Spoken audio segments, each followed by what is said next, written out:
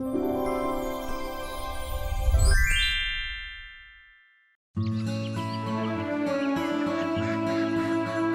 छोटे से गांव में अयान नामक एक युवा आदमी रहता था।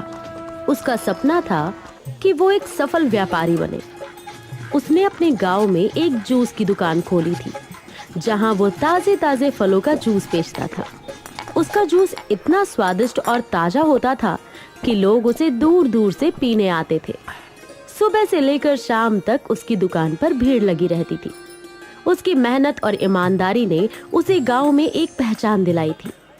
एक ललित नाम का आदमी अयान से आकर बोलता है, और अयान भाई कैसा है? अरे ललित भाई, मैं तो ठीक हूँ। आप बताओ कैसे हो? मैं भी ठीक हूँ अयान भाई। और तू बता, सब बढ़िया चल रहा है? हाँ, सब ठीक चल रहा है।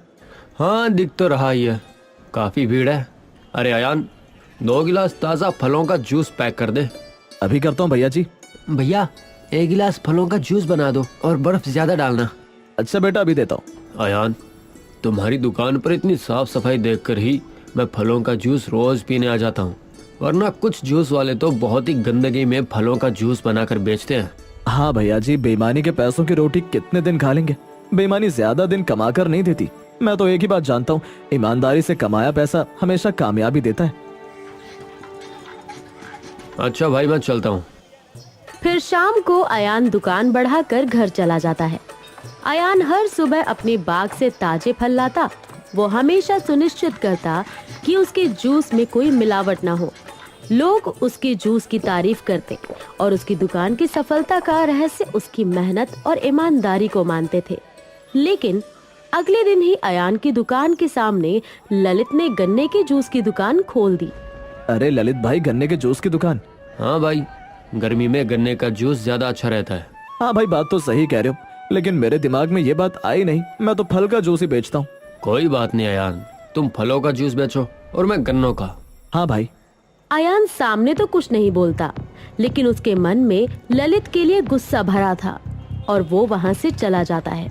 और उस दिन अयान की दुकान पर ज्यादा लोग जूस नहीं पीते। अयान के मन में एक नया विचार आने लगा।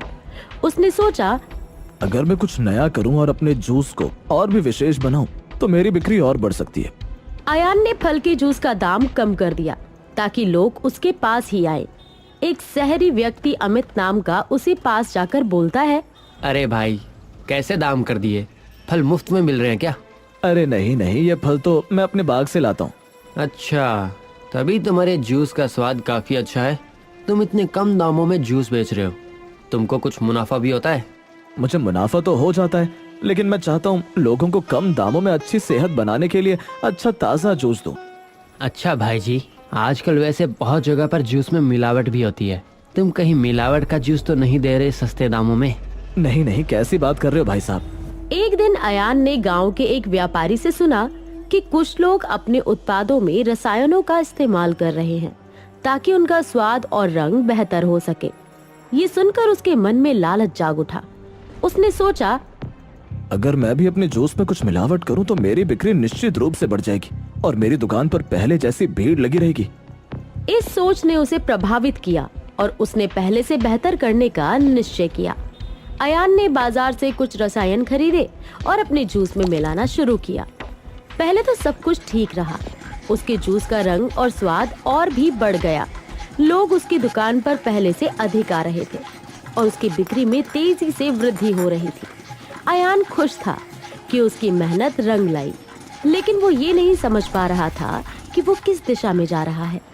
लेकिन ललित को कुछ गड़बड़ लग रही थी, लेकिन उसने कुछ ध्यान नहीं दिया।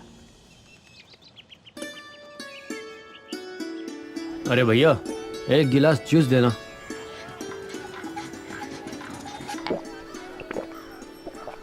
इस जूस का स्वाद तो इतना बढ़िया है कि पीते जाओ भैया। अरे अयान, तुम ऐसा क्या मिलाते हो जूस में भाई, जो इतना स्वादिष्ट जूस बनता है? नहीं साहब, मैं कुछ नहीं मिलाता। ये तो आप लोगों का आशीर्वाद है जो मेरे जूस का स्वाद और भी दोगुना कर देता है। और इस तरह अयान का जूस शाम तक समाप्त हो जाता है।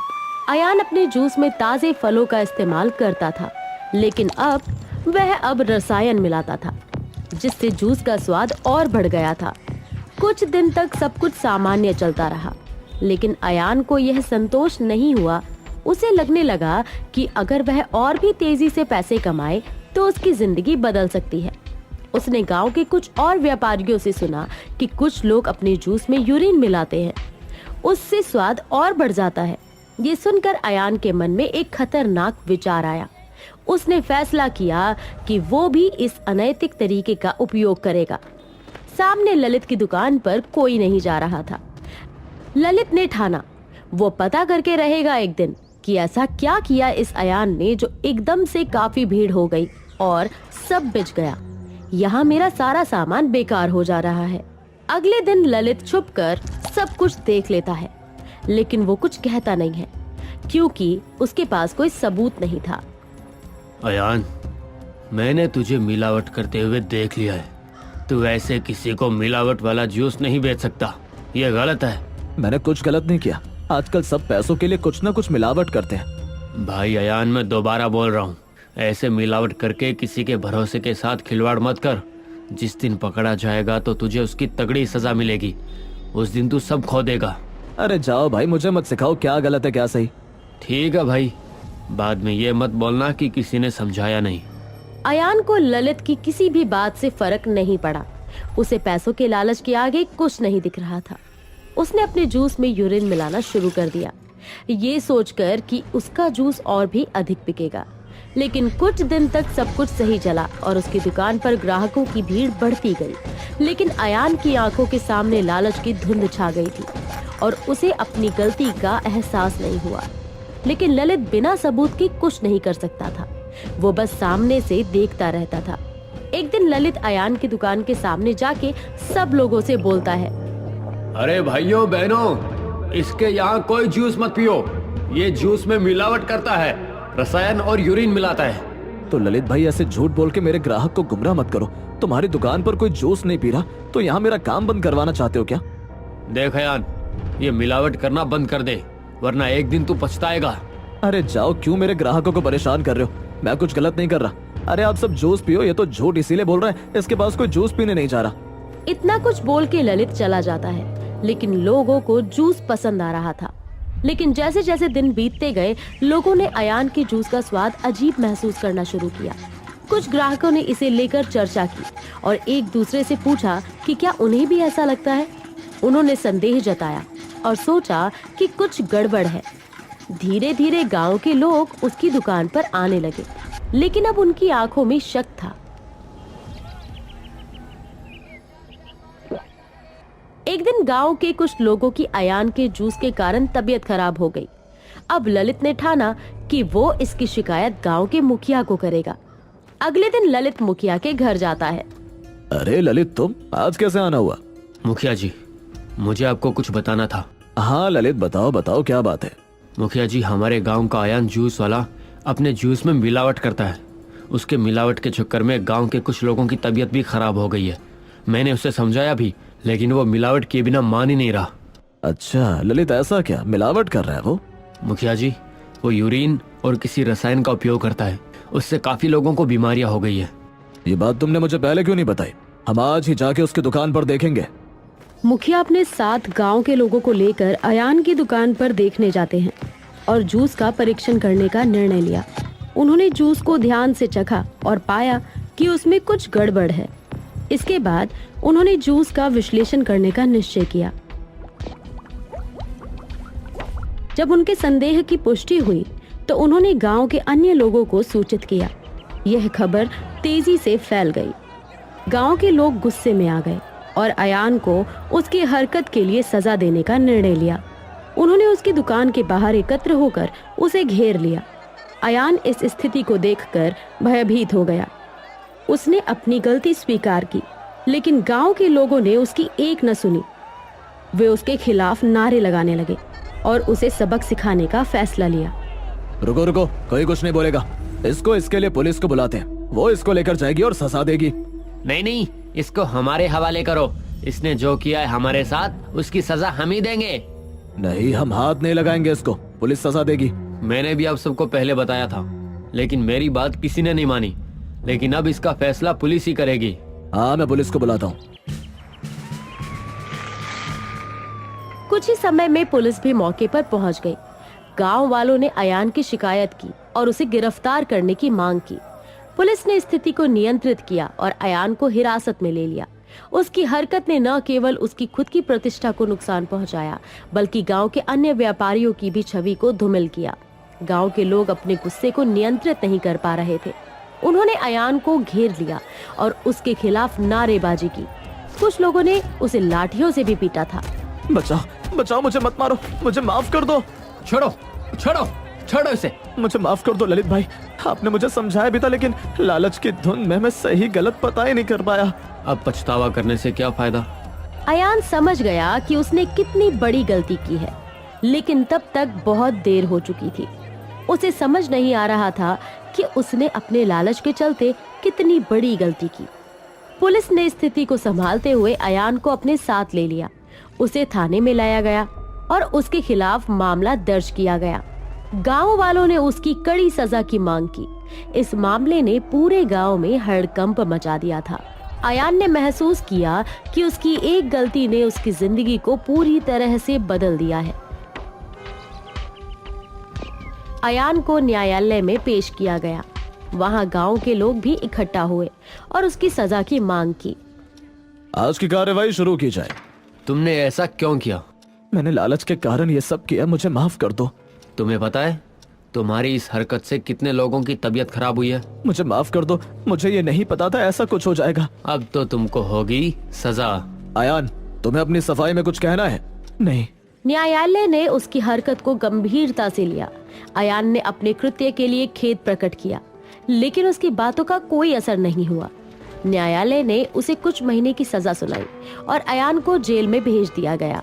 जेल में बिताए गए समय ने अयान को अपने गलत फैसलों पर विचार करने का मौका दिया। अयान ने जेल में कुछ अपने साथ वालों को बात करते हुए सुना कि कई लोग अपने जीवन में सफल होने के लिए मेहनत करते हैं, जबकि वो एक छोटी सी लालच के कारण सब कुछ खो बैठा। इस समय ने उसे बहुत कुछ सिखाया।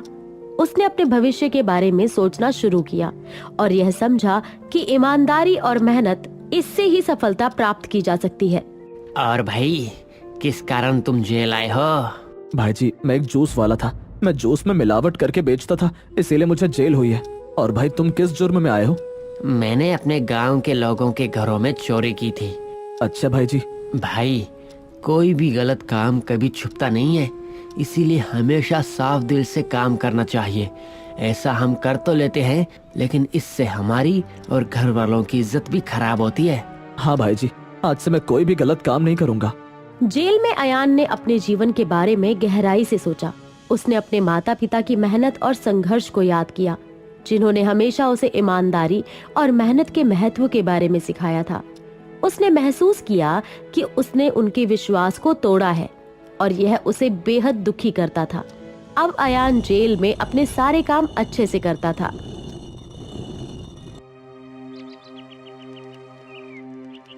अयान, तुमने अपने आप को अच्छे से बदल लिया है।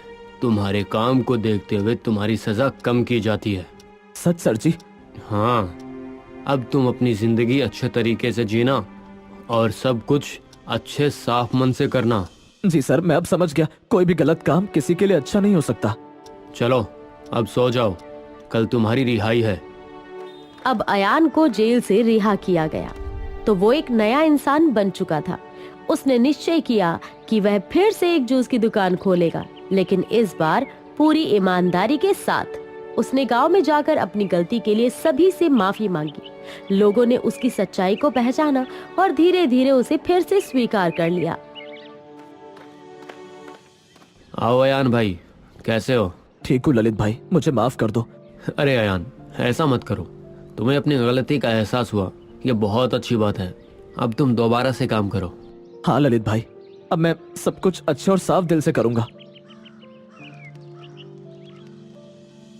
अयान ने अपनी पुरानी दुकान को फिर से खोला। उसने केवल ताजे फल और बिना किसी मिलावट के जूस बेचने का निर्णय लिया। शुरुआत में कुछ लोगों ने उससे संदेह किया, लेकिन धीरे धीरे उसकी ईमानदारी ने उसे एक नई पहचान दिलाई। गांव के लोग फिर से उसकी दुकान पर आने लगे और उसकी मेहनत की सराहना करने लगे। अब अयान ने सीखा कि सच्ची सफलता केवल मेहनत और ईमानदारी से ही मिलती है। उसने अपने जीवन को एक नई दिशा दिखाई। और लोगों को यह सिखाने का निश्चय किया कि कोई भी सफल व्यक्ति अनैतिक तरीके से सफल नहीं हो सकता। उसने गांव में एक नारा फैलाया, ईमानदारी से कमाई गई सफलता हमेशा स्थायी होती है। इससे हमें सीख क्या मिलती है? अयान की कहानी यह सिखाती है कि लालच इंसान को गलत रास्ते पर ले जा सकता है, लेकिन ईमानदारी और मेहनत से हम किसी भी स्थिति का सामना कर सकते हैं। जीवन में कठिनाइयां आती हैं, लेकिन यदि हम सही मार्ग पर चलते रहे तो अंततः सफलता हमारे कदम चूमती है। अयान ने अपनी गलती से सीखा और अब वह अपने गांव का एक आदर्श बन गया है। उसकी कहानी लोगों के लिए एक प्रेरणा बन गई है, जो यह सिखाती है कि ईमानदारी सबसे बड़ी दौलत है।